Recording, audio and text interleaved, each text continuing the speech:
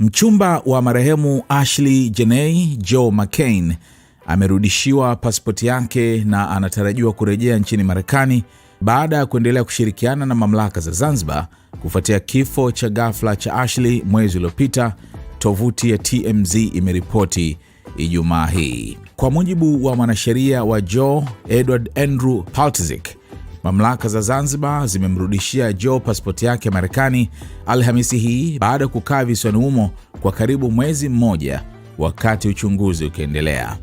Mwanasheria huyo alifafanua kuwa pasipoti hiyo haikuwa mpya iliyotolewa na idara ya serikali ya Marekani, bali ni ile ile ambayo Joe alikabidhi kwa hiari kwa mamlaka siku moja baada ya kifo cha Ashley.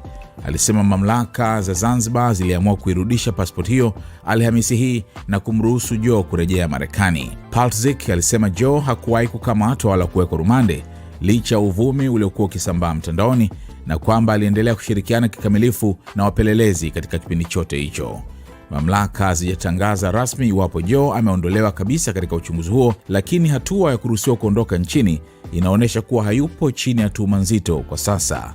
Kifo cha Ashley kilitokea wakati wa safari yake kusherehekea siku yake ya kuzaliwa nchini, ambapo siku chache kabla alikuwa amechumbiwa na Joe. Ripoti za awali kutoka vyombo vya habari vya ndani zilidai kuwa polisi walikuwa wakiamini Ashley alijiua, na hadi sasa hawajabadilisha hadharani msimamo huo.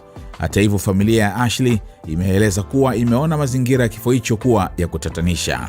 Familia ya Ashley pia ilisema haikuwahi kupata mawasiliano kutoka kwa Joe tangu kifo cha binti yao, ingawa taarifa zinaeleza kuwa Joe aliwahi kutuma ujumbe kwa mama wa Ashley lakini hakujibiwa.